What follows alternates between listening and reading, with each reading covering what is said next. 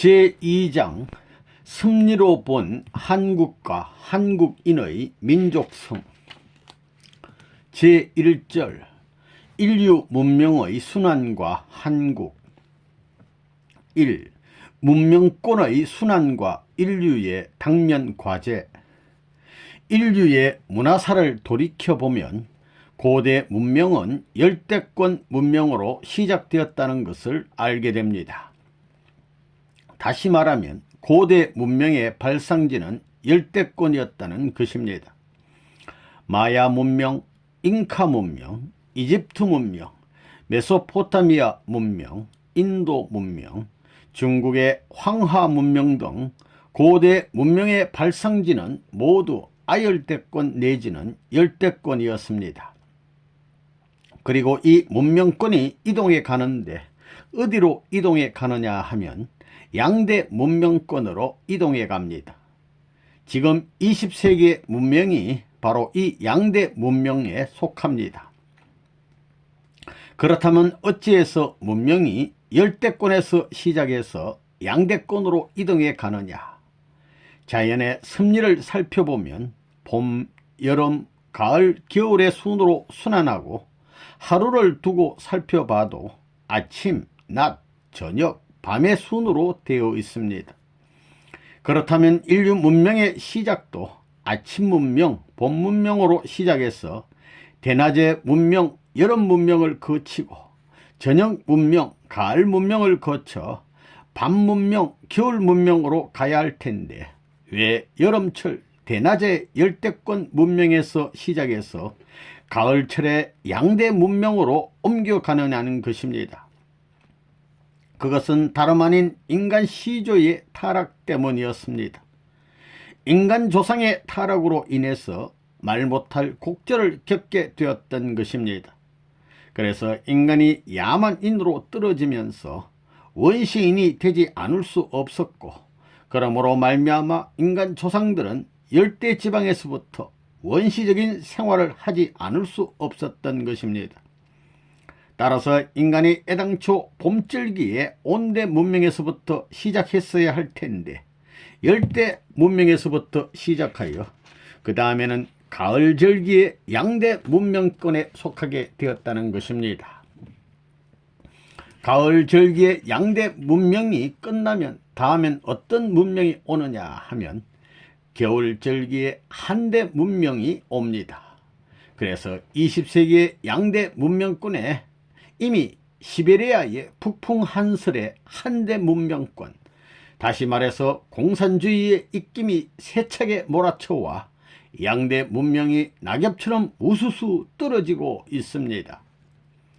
따라서 이제 이 양대 문명권에서 하나의 이상적인 본체의 열매가 맺혀져 인류의 문화를 새롭게 창조해내고 새 역사 출발에 있어 하나의 계기가 될 수 있다면 다행이지만 불행하게도 열매 없이 문화권으로서의 종국을 맞을 때가 왔다는 것입니다.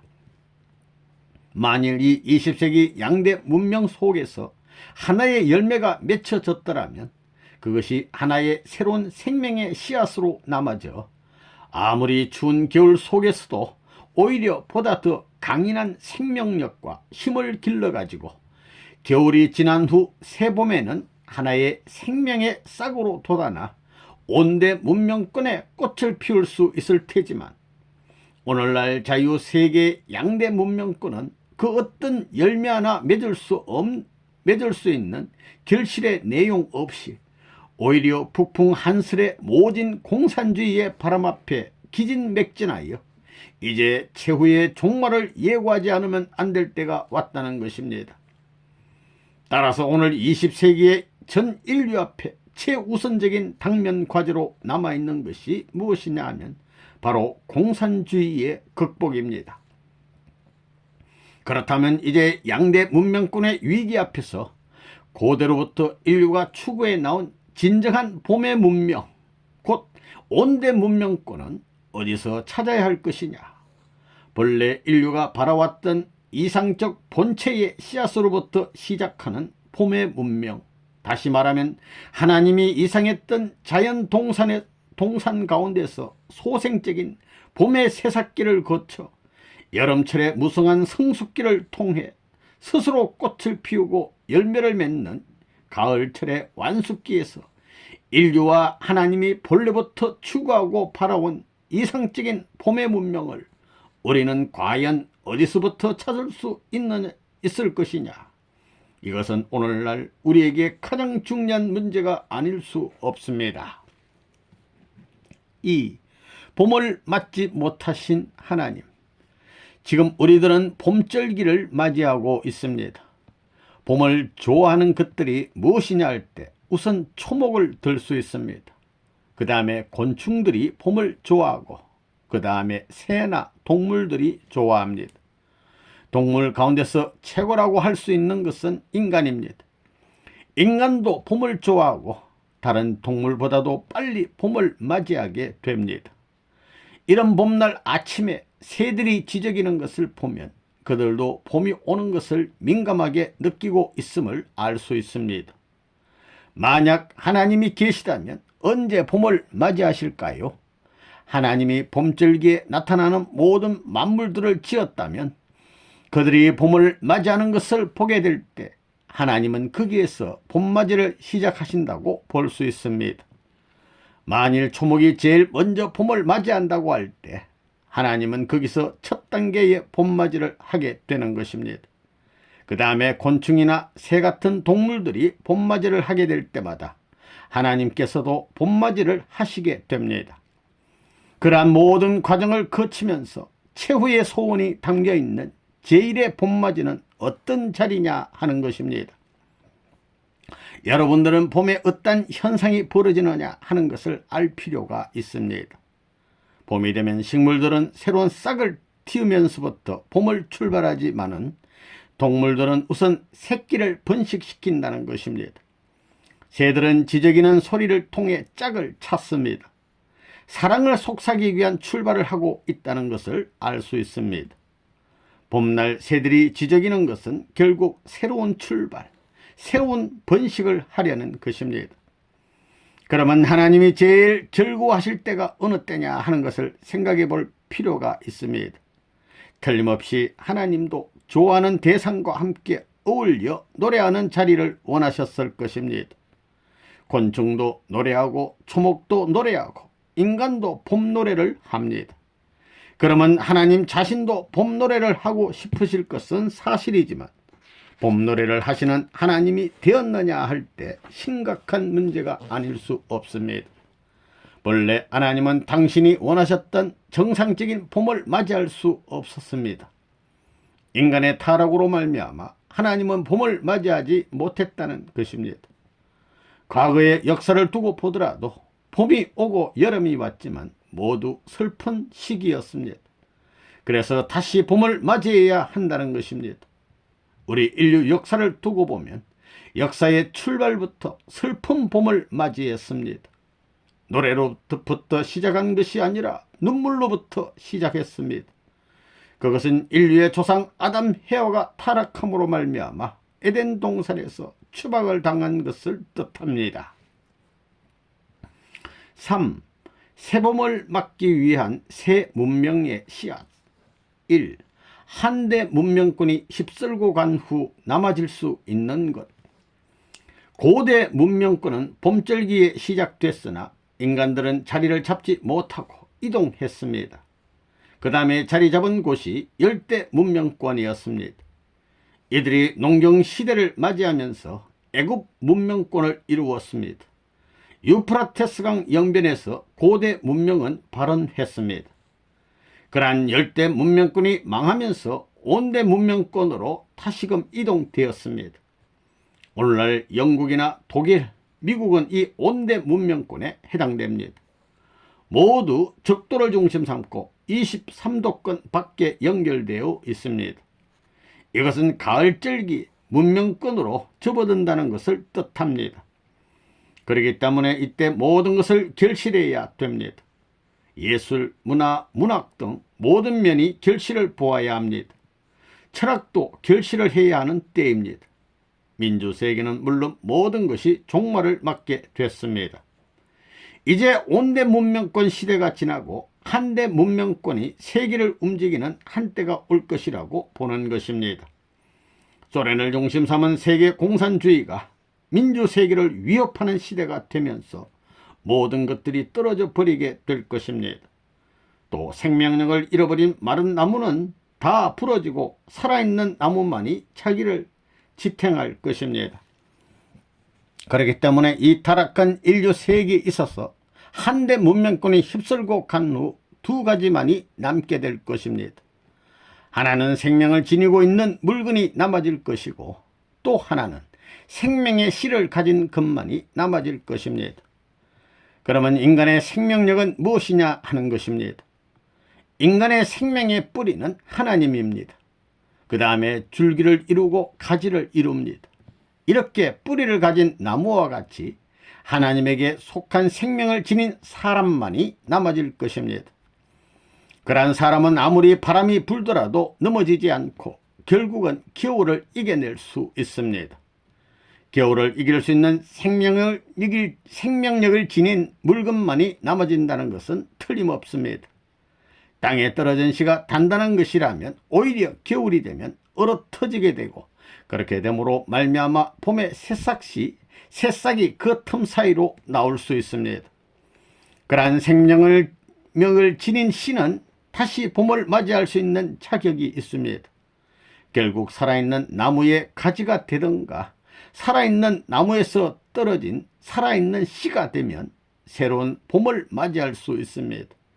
씨는 뿌리를 갖고 있고 줄기와 가지와 잎도 갖고 있습니다. 씨는 전체를 축소시키고 전체 생명을 집약시켰다고 볼 수 있습니다. 지금까지 인류 문명의 역사를 보게 될 때 틀림없이 한대권 문명이 온대권을 휩쓸 때가 왔다는 것입니다. 구라파는 물론 아프리카에까지 공산권이 확대되고 있습니다. 미국도 위협을 받고 있습니다. 이대로 전부가 위협을 받는 것으로 끝나게 된다면 큰일이지만 그러나 반드시 새로운 봄은 찾아올 것입니다. 그래서 하나님은 이러한 것을 알기 때문에 새로운 봄맞이를 위해 주님을 보낼 것입니다. 하나님은 이상적 시대가 올 것임을 알기 때문에 그 시대를 막기 위한 준비를 할 수 있는 중심 존재를 보낼 것이라는 것은 당연한 결론입니다. 이 기독교가 새봄을 맞이할 수 있을 것인가? 여러분이 살아있는 나무의 가지가 되든가 씨가 되든가 하는 것은 현실적인 당면 문제입니다. 그러한 사명을 유대교가 감당해 나왔지만은 2000년 전에 예수를 십자가에 달게 함으로써 그 사명을 감당하지 못했고 다시금 기독교를 통해서 이 사명을 감당하기를 원했지만 오늘 기독교가 어떤 입장에 서 있느냐 하는 것입니다. 이것이 문제입니다. 앙상한 가지가 있다면 그 가지가 살아 있느냐? 그렇지 않으면 다 죽어 있느냐? 그것이 문제입니다. 기독교가 살아있다고 생각합니까? 수많은 종교들이 살아있느냐 하는 것입니다.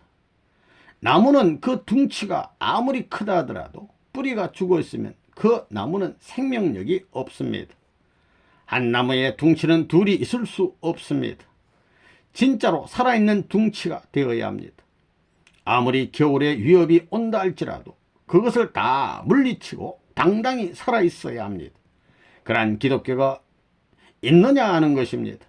둥치가 죽었을 때 그 나무는 베어버리듯이 기독교가 사명을 다하지 못할 때 문제가 된다는 것입니다. 기독교는 민주 세계의 정신적인 뿌리였습니다. 소련은 히랍 정교권 내에 있습니다. 가톨릭을 중심 삼은 구라파가 지금 상록수같이 되어 있습니까? 미국이 오늘날 상록수같이 되어 있습니까? 바람을 맞아서 가지가 부러질 뿐만 아니라 나무 전체가 죽어 넘어지고 있습니다. 그러니 뿌리에 영양소를 넣어가지고 뿌리가 죽지 않고 반드시 싹이 나오도록 해야 합니다. 공산권의 위협에도 불구하고 하나의 뿌리와 연결된 새로운 싹 하나가 나오지 않고서는 희망이 없습니다. 절망이라는 것입니다. 그 싹이 제대로 성장하지 않는다면 뿌리까지 죽어버립니다. 그러면 이 한대 문명권이 휩쓰는 절망의 시기에 새로운 봄을 맞을 수 있는 내용이 무엇이겠습니까? 새로운 싹이 돋아날 수 있어야 합니다. 겨울에도 자라나서 새봄을 맞을 수 있어야 합니다. 상록수가 되어야 합니다. 공산주의 위협에도 이겨낼 수 있는 그 무엇이 필요합니다. 3. 인류 문명의 순환과 새로운 문명의 씨앗. 인류의 문명은 회전하고 있습니다. 고대 문명은 열대 문명입니다. 인도 문명도 애굽 문명도 그리스 문명도 다 열대이거나 아열대 지역에 속해 있는 것입니다. 현대 문명은 온대 문명권에 있습니다. 예를 들면 미국, 서독, 일본, 영국 등의 나라는 모두 온대 지역 속에 있어서 세계적인 큰 세력으로 되어 있는 것입니다. 그리고 역사는 필연적으로 한대 지역으로 향하게 되는 것입니다. 그것이 공산주의의 소련입니다. 그러므로 오늘날 이 한대 문명은 전 세계에 휘몰아쳐서 폭풍수를 초래하고 있는 것입니다. 그러나 성서에 나타난 역사를 보면 원래 인류 문명은 봄절기와 같은 에덴의 온대 문명으로 시작되어 여름절기와 같은 열대 문명으로 이어졌습니다. 그는 에덴 동산은 열대 지역에 있었습니다. 이것이 가을절기에 해당하는 양대 문명으로 이행되고 나아가 현존 공산제국이 존재하는 겨울절기의 문명인 한대 문명으로 옮겨간 것입니다. 우리들이 살고 있는 곳은 서늘한 가을의 계절입니다. 공산주의가 이 가을의 문명권으로 불어닥치어 겨울이 이르렀음을 알리고 있습니다. 모든 잎이 물들어 떨어져 갑니다. 그와 동시에 가을은 수확의 계절입니다. 수확이란 새로운 세대를 약속하는 씨앗이 있다는 것을 의미합니다. 잎이 떨어지고 열매가 떨어져서 나무는 앙상하게 되지만 그 열매 속에 씨앗이 생명을 가지고 존재합니다. 겨울이 지나면 이었고 봄에 해당하는 새로운 문명이 이 씨앗으로 뿌려져 탄생하는 것입니다. 그러면 누가 이 새로운 인류의 새싹이 되는 것일까요? 나는 여러분에게 인류 문명의 흐름이 정확하게 복귀의 노정에 꼭 들어맞는다는 것을 알려드리려고 생각합니다. 복귀에는 어떤 기본적인 골격, 조리가 있는 것입니다. 중심점이 있는 것입니다. 그것이 곧 씨앗인 것입니다. 씨앗은 외피 속에 숨겨진 요소인데 어떤 기후에도 썩지 않는 어떤 것보다도 더 굳은 것입니다. 새로운 날이 오기까지 잠자코 견디어 자기를 지키고 있는 것입니다. 씨앗은 어떤 의미에서 작고 보잘것없는 존재이지만 내부에는 강력한 생명의 힘을 지니고 있습니다. 아무리 추운 겨울이 엄습하여 오더라도 씨앗만이 봄을 맞이하는 것입니다. 그리고 그 심한 겨울이 씨앗을 단련시키는 유일한 도움이 되는 것입니다. 이것은 역사적인 원칙이지 내가 지어낸 특별한 이론이 아닙니다. 그러면 어디에서 이 진실을 발견할 수 있을까요? 이 새로운 생명의 길, 신앙의 길은 공산주의에 의해서 침범될 만한 약한 것은 아닙니다. 공산주의도 서양 문화도 그 밖에 어떠한 사상, 종교, 이데올로기도 이 삶의 방법에 대하여 아무런 힘도 갖지 못하게 될 것입니다. 씨앗은 사계절의 어떤 온도에 의해서도 영향을 받지 않고 몇십 년, 몇백 년이고 생명을 계속하여 보존하는 것입니다. 그 씨앗이 바로 통일교회입니다. 여러분 자신들이 어떤 혹한 속에서도 살아남고 봄을 맞이할 수 있는 씨앗이 되어 있다고 실감하고 계십니까? 이와 같은 개념을 이제 비로소 알아내어 의식하게 되었을 것입니다. 그리고 여러분들 가운데 지혜 있는 사람이라면 생명의 위대함과 섭리를 깨달아 자신의 것으로 만들었으리라 믿습니다. 여기서 여러분이 틀림없이 씨앗이 될 수 있다는 절대적인 확신을 가졌다고 하면 이것은 역사적인 사건입니다. 좋은 의미에서 중대한 문제이며 여러분에게는 거대한 힘의 원천이 되는 것입니다. 4. 겨울절기를 누가 녹일 것인가? 하나님이 봄을 만드셨습니다. 그러나 봄을 맞아가지고 사랑을 해 보셨느냐 물어볼 때 하나님은 그것은 나는 모르겠다고 하실 것입니다. 봄을 만드셨지만 사랑을 중심한 봄은 알지 못한다는 것입니다. 그런 면에서 하나님은 불행하신 분입니다. 그것을 실현하는 길을 아는 사람이 있다면 함께 일하기를 원하실 것입니다. 누가 하나님에게 함께 봄놀이 갑시다 라고 할 때 하나님은 못 간다고 하실 것입니다. 가실 수 없는 하나님입니다. 가실 수 없는 내용이 있습니다. 이 내용을 해결짓기까지는 가실 수 없으십니다. 만일 인간이 타락하지 않았다면 하나님은 봄날을 맞이하셨을 것입니다. 인간이 타락함으로 말미암아 하나님은 겨울날을 맞이하셨습니다. 얼어버린 하나님의 마음을 무엇으로 녹여드릴 것이냐, 또 그 겨울을 무엇으로 녹일 것이냐 하는 것이 문제입니다. 언 것을 녹이기 위해서는 뜨거운 그 무엇이 있어야 합니다. 얼어붙기 전보다 더 뜨거운 것이 있어야 합니다. 하나님 속에 얼어붙어 있는 그 겨울을 누가 녹여드리겠습니까? 인류는 물론 하나님으로부터 인연 지어져서 생겨난 모든 피조물들은 하나님의 겨울절기가 끝나고 하나님의 봄절기가 시작되기를 바라고 있습니다. 그런데 그 겨울절기를 누가 녹일 것이냐 하는 것이 문제입니다. 하나님도 원하고 인류도 그것을 원하는데 무엇을 가지고 그 겨울절기를 녹일 것이냐는 것입니다. 과학과 지혜, 그리고 지식, 힘, 능력, 권력 가지고 녹일 수 있습니까? 무엇을 가지고 녹이겠습니까? 절대적 사랑, 변하지 않는 사랑만이 가능한 것입니다. 유일한 사랑이어야 가능합니다. 그 다음에는 누가 녹여드릴 것인가가 문제입니다. 하나님 자신이 녹일 수 있습니까? 자동적으로 하나님이 그렇게 되신 것이 아닙니다. 인류가 타락했기 때문에 피동적으로 그렇게 되셨습니다. 그러므로 인류 가운데서 그러한 하나님을 움직이고 하나님에게 영향을 미칠 수 있는 운동을 일으키는 사람이 나오지 않으면 안 된다는 것입니다. 그러한 운동을 제시하는 것은 변하지 않는 직행적인 사랑의 도리를 찾아가고자 하는 것입니다.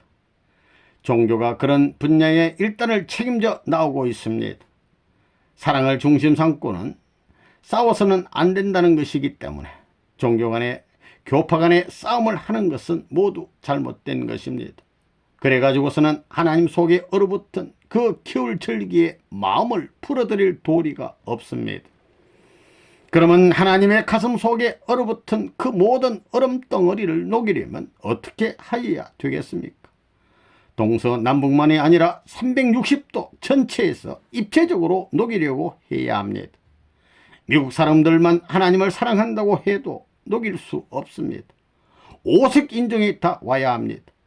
과거 현재를 초월하여 영계간 사람까지 하나님의 심정을 노래해야 되고 앞으로 올 사람까지 하나님의 사랑을 노래해서 모든 초점이 하나님의 가슴 속에 맺혀져야 합니다. 그러한 운동을 할 수 있는 종교가 아니면 하나님의 그 얼어붙은 가슴을 녹이는 것은 가능하지 않습니다. 모든 종교단체가 하나 되어 하나님을 사랑하게 되면 얼었던 하나님의 가슴이 녹을 것입니다. 그럴 수만 있다면 말만 들어도 밥을 먹지 않아도 좋다는 것입니다. 욕을 먹어도 좋고 고생을 해도 좋다는 것입니다. 아무리 사랑하는 사람끼리 죽자 살자 하던 처지였다 하더라도 하나님의 사랑을 찾아가라 할 때는 모든 것을 그만두고 하나님 앞으로 가는 것입니다. 하나님의 사랑 때문에 세상적인 사랑의 관계를 모두 청산하고 여러분은 이렇게 살고 있습니다. 4. 한국은 새 봄절기 문명의 탄생지. 세계사를 통해 볼 때 고대 유럽에서 최대의 제국으로서 찬란한 문화의 꽃을 피우면서 유럽의 태반과 아프리카 북부 및 아시아의 일부까지 지배했던 나라가 고대 로마였습니다. 고대 로마의 문화는 서구 문화의 근간이 되었을 뿐만 아니라 오늘날까지도 세계에 영향력을 미치고 있습니다. 그 이유는 어디에 있겠습니까? 이태리는 지중해 연안에 자리 잡고 있는 반도 국가입니다. 유럽의 고대 문화는 지중해의 문화라고 할 만큼 지중해는 고대 그리스 로마 문화의 원천이 되었던 곳입니다. 지중해 연안에서도 이태리 반도는 춘하 추동의 사계절이 뚜렷한 온대 지역으로 마치 우리나라처럼 계절의 자연 섭리가 확실한 곳입니다. 다시 말하면 세계에서 가장 기후가 좋고 자연 환경이 좋은 곳의 하나가 이태리 반도입니다. 그런데 인류 문화 형성의 원칙적인 기본을 두고 볼 때 봄, 여름, 가을, 겨울에 종합적인 문명권이 형성될 수 있는 곳은 이태리와 같은 기후 조건에서입니다. 즉 온대, 열대, 양대, 한대 등의 온갖 문명권을 하나로 종합할 수 있고 또 배출시킬 수 있는 곳이 이태리와 같은 나라입니다. 그렇기 때문에 그런 천혜의 기후 조건을 가진 이태리에서 세계를 지배할 수 있는 문화가 꽃피웠던 것은 역사의 우연이 아니라 필연적인 것이었습니다. 그런데 로마는 하나님이 부여해 주신 세계사적인 사명, 곧 로마 제국을 중심으로 해서 전 세계를 하나의 하나님 주관권으로 복귀시킴으로써 이 지구상에 인류와 하나님이 추구해온 봄절기의 온대 문화권을 형성했어야 하는 그 세계사적인 사명을 다하지 못함으로 말미암아 로마에서 꽃피던 온대 문화는 계속 지속되지 못하고 도정에서 시들어지고 말았습니다. 그래야 로마에서는 그 온대 문화가 온전히 꽃피고 열매 맺지 못하고 말았던 것입니다. 그렇다면 이제 고대 로마를 중심 삼고 찬란하게 꽃피우려다가 채 피지도 못했던 그 지중해 문명이 다시 순회해서 지중해 문명과 같은 온대 문명이 탄생될 곳은 어디가 되겠습니까? 같은 반도 국가인 한반도입니다. 서반구의 지중해에서 지구의 동반구로 이동해 오면 지중해 문명과 같은 새로운 문명을 찬란하게 꽃피울 수 있는 곳, 이태리와 같은 반도 국가로서 이태리와 같은 천혜의 기후와 자연 조건을 갖춘 나라는 한반도밖에 없습니다. 생각해 보십시오. 한국은 참으로 묘합니다. 봄, 여름, 가을, 겨울에 사계절이 뚜렷하고 산수가 수려해서 금수강산이라 하면 바로 우리나라를 두고 하는 말입니다. 거기에다 겨울철에도 사만사온의 기후까지 있습니다. 뿐만 아니라 예로부터 우리나라를 일컬어 조용한 아침의 나라라고 불렀습니다. 또한 세계 역사를 살펴볼 때 세계에서 유일하게 우리나라만이 조식 문화권이 형성되기도 했습니다. 이렇듯 여러가지 객관적인 봄절기 문명의 탄생지가 될 수 있는 가능성이 충분하다는 것입니다. 5. 한국은 성공한국으로서 새 문화 창조의 기지. 남과 북이 극과 극으로 맞서 있는 곳은 세계에서 한반도밖에 없습니다. 여러분, 왜 이처럼 이 한반도에서 민주화 공산의 극과 극이 대치되어 문제가 되고 있는지 압니까? 한반도의 북쪽은 찬바람을 몰고 오는 한대 문명권의 극지점입니다. 대신 남한은 양대 문명권의 극지점입니다. 그렇기 때문에 두 문명권의 극지점인 한반도가 한대 문명권의 모진 찬바람 속에서도 그 한대 문명을 극복해내고 소화낼 수 있는 하나의 생명의 씨앗으로 남아지는 날에는 다시 말해 자유민주 세계의 극점인 남한 땅에서 공산주의 사상을 극복해내고 소화낼 수 있는 사상을 가질 수만 있게 된다면 바로 여기서 세계사적인 봄절기에 온대 문명권이 탄생된다는 것입니다. 그러므로 한국이 성공한국으로서 기반을 다지고 세계적인 성공 지도국이 되는 날에는 틀림없이 이 한반도에서 역사상에 다시 없는 온대 문명, 곧 모든 것을 화합할 수 있는 중화 문명이 탄생될 것입니다. 문화사에서 우리가 문명의 이동을 인정하면서 기후와의 관계를 놓고 본다면, 또 문화의 발전 과정이 그렇게 비춰간다면 한국은 틀림없이 세계사적인 새로운 문화 창조의 기지가 될 것입니다. 그렇기 때문에 한반도의 공산과 민주가 하나의 극점으로서 맞서 있는 것입니다. 따라서 민주세계의 양대 문명의 극과 공산세계의 한대 문명의 극이 곧바로 대치하고 있는 한반도에서 우리 대한민국의 가장 중요한 과제는 어떻게 공산 문명을 극복하고 승리해낼 수 있느냐 하는 것이 아닐 수 없습니다. 이처럼 20세기에서 천적인 승리에 의해서 한국이 택함받은 곳이기 때문에 미국 같은 강대국도 한국을 무시할 수 없게 돼 있습니다. 뿐만 아니라 세계 강국들이 물고 늘어지려고 하는 것도 이 같은 이유 때문입니다. 극동에서 한반도를 정복하는 나라는 아시아를 지배할 수 있게 돼 있는 지정학적, 기후적인 조건 때문에 수많은 강대국들이 한반도를 넘겨다 보았던 사실을 우리는 역사를 통해 잘 알고 있습니다. 그래서 과거의 청일전쟁, 노일전쟁이 이 강토에서 일어났던 것이고 지금은 민주와 공산의 최일선이 한반도를 가르고 대치해 있는 것입니다. 그렇지만 하늘이 이 민족을 택하셨기 때문에 이 강토 위에서 이 민족을 통해 세계사적인 새 문명의 기적을 이루어야 한다는 천년의 비밀이 있었기 때문에 하늘은 온갖 순환과 비운 속에서 이 민족을 보호하셨던 것이며 일제 40년의 순환을 거쳐 해방된 이후 다시 6.25라는 동족 상전의 뼈아픈 비운의 과정에서 자유세계 우방의 젊은이가 이 땅 위에서 피 흘리게 하는 승리를 하셨던 것입니다. 전후에 우리나라는 기적적인 경제 부흥을 이루었는데 이것도 사실은 이 한국을 중심으로 한 새 역사와 새 문명권을 탄생시킬 하늘의 내밀한 섭리가 있었기 때문입니다.